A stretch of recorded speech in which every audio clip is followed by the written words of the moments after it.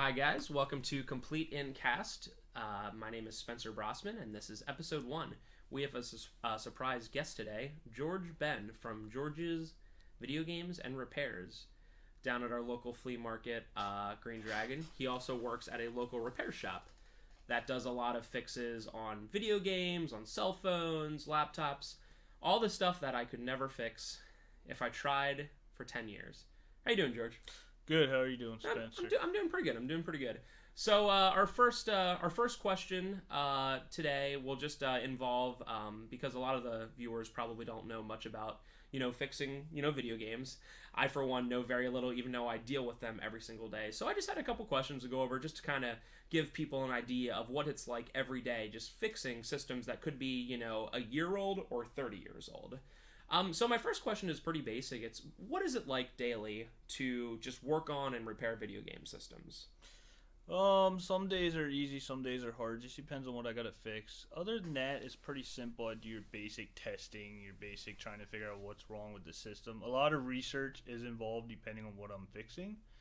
So other than that, that's pretty much it for that. Let's go into that one a little bit. So say that you have a system that comes in that you've never dealt with a particular problem before, because I know when people call us up at the store, they oftentimes, I'm sure a lot of out there, like people use video game stores almost as like a tech help kind of thing, because it's easier to call a game store than it is to call Microsoft. So they might be like, my Xbox One's having this problem, and a lot of times it's something I've never heard of before.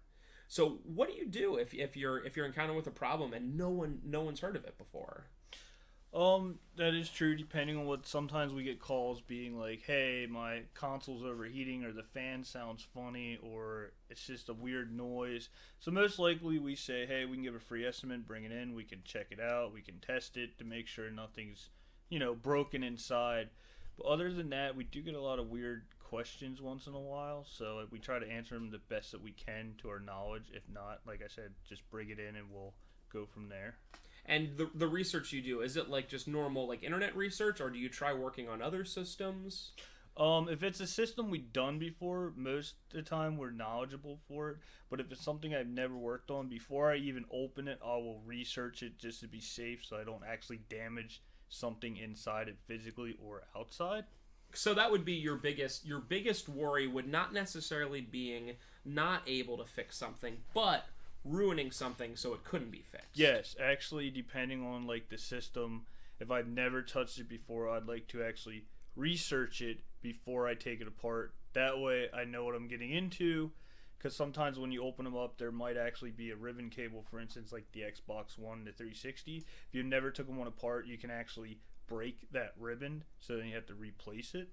So if you do break something more than it was broken before, that's something that you or the shop is, supposed to fix then, right? Yes, we're responsible for that, and we actually will replace the piece or part that we broke in on the system. So run this through me. PS4 came out about 3 years ago, and you've probably started seeing them, the first broken one maybe about 1.5 years ago. The first time that you guys got a PS4 in, how did you go about that?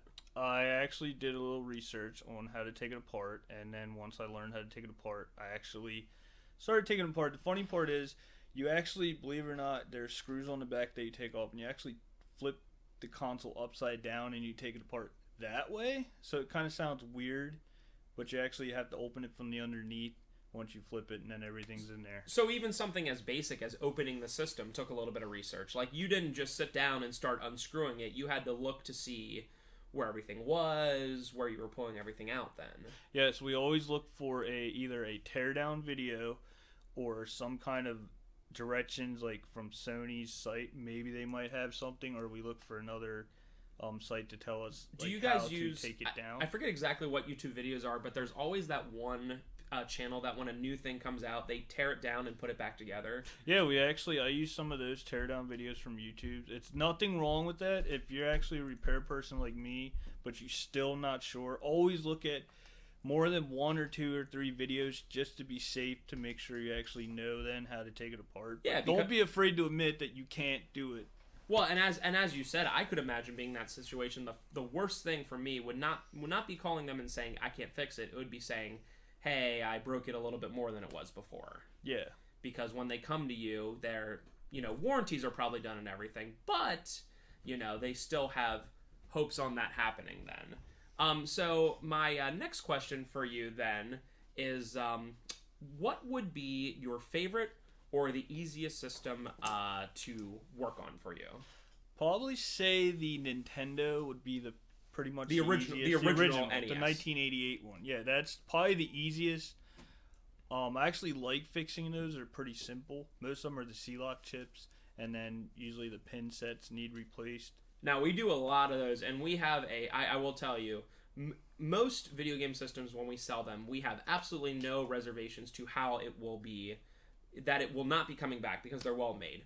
PlayStation 2s or PlayStation 3s, Super Nintendos, there's a lot of systems that are very well made. But those Nintendos we have so many problems with, and I know that a lot of times after they come in broken, you help us with them. But I will say that it's surprising to me that you say that that's one of the easier ones, because my guys in at the store generally have quite a bit of problems. And I guess a lot of that has to do with they're just so old, and these Nintendos weren't meant to last 30 years. So you have this system that's kind of working, but you're putting a brand new part in a 30-year-old, system. Yeah. I can't imagine doing that for like a 1980 car, just putting like one brand new part in, and being like, let's go. You know what I mean? Let's get it going. So that's very interesting there. I just know that Nintendos are the bane of my existence. They are so easy to re-break those pins. When you put those fresh pins in, people, that's the pins are the things that actually make contact with the actual game cartridge itself on the bottom of the game cartridge. When you put those in there, they are so fragile that if someone, like a kid, just goes in and kind of just shoves a game in there, you can't shove it in. You have to be gentle. It's tough. They're very tight, but because of that, they're so tight that you can easily dislodge them and just whatever they are. I am so glad that newer systems exist that aren't the original Nintendos for that. So, we asked what the easiest system to work on. What would be the toughest system for you to work on? It's actually a handheld system, believe it or not. It's the 3DS's or the 3DS XL or the newer one.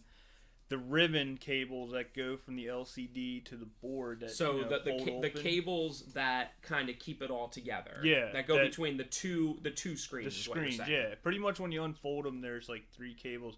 When you take it apart and you have to actually replace it, it is extremely hard to do because it's the size of a pencil hole that you actually have to get 3 ribbons that you actually have to twist, literally twisting them, and you have to feed them through that.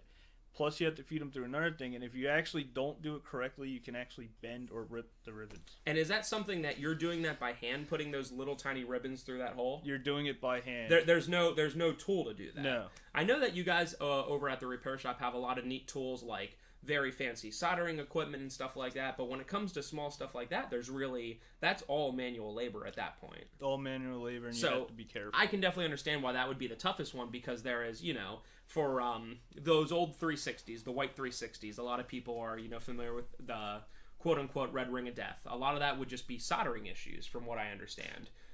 It's soldering issues. There's about, if you take the actual processor chip, there's about close to 1,000 little solder balls that you have to actually replace them, and you actually have to reflow it, and that'll get it to work. But that still is, you have a piece of machinery that can at least help you with that. We have what we call a reflow station that we actually take the console apart, put the board on there, and we actually reflow it. And most of the times it does bring it back to life, but I will warn you that it could last you a week, it could last you a month, it could last you an hour to 2 hours. And that's tough, because you can say it's working, but as a repair shop, you have to say, we want this to be working for a long period of time, 6 months or a year. Yeah. And that's that unfortunately shoddy equipment from the original 360 showing out there. Now, speaking of that, the next question would be, what is the shoddiest system in terms of being not built very well at all for a video game system?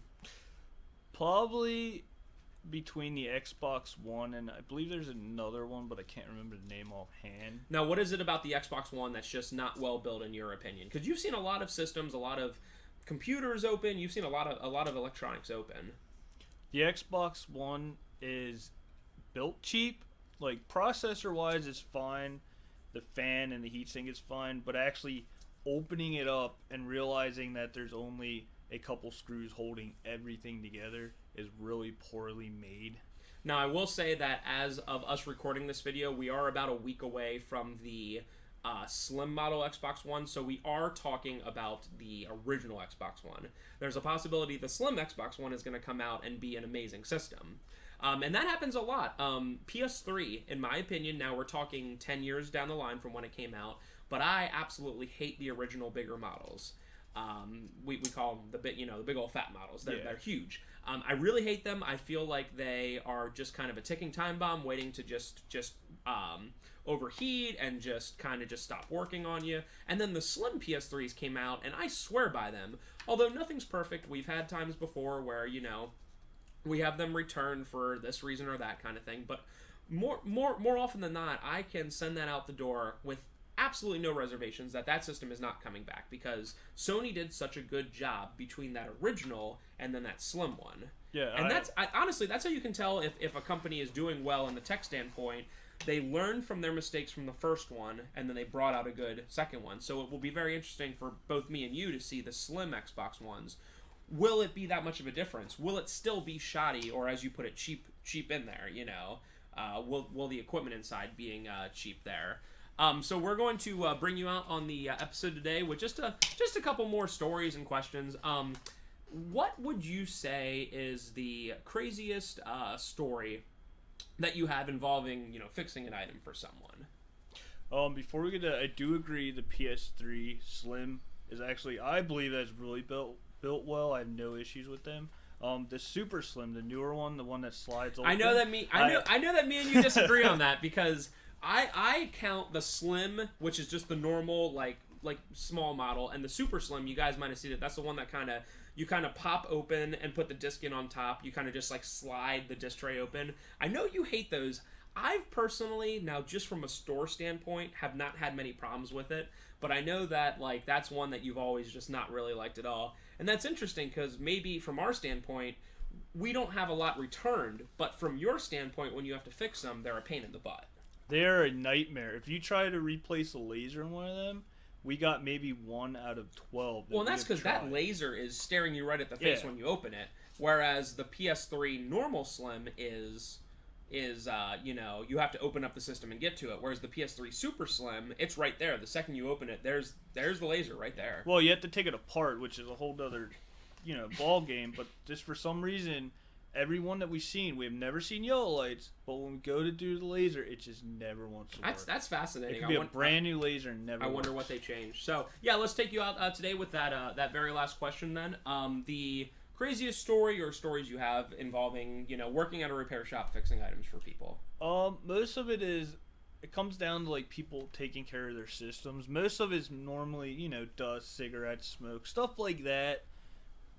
We did have one time we had a customer bring an Xbox One. He did have bugs in it. We actually made him leave that outside, and then I actually put gloves on, took the tools out, cleaned it all out. It was good. You actually reminded me of a terrible Complete in Box story, which is that same thing happened to us. It was a day out. It was the first year we were around, and it was a day I wasn't in.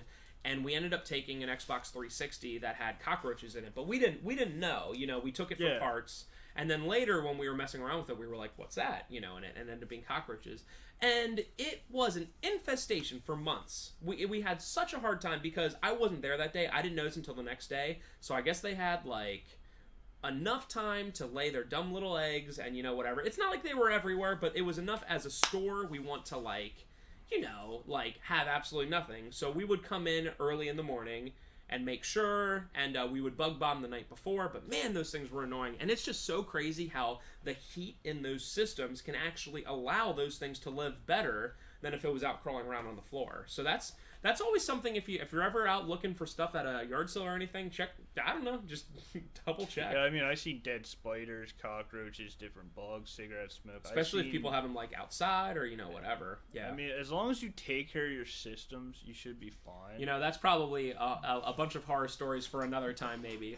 So thank you all for checking us out. This was Complete in Cast episode 2 with George Benn from George's Video Games and Repairs. And we'll see you in episode 3, where George actually asks me a question. Ooh.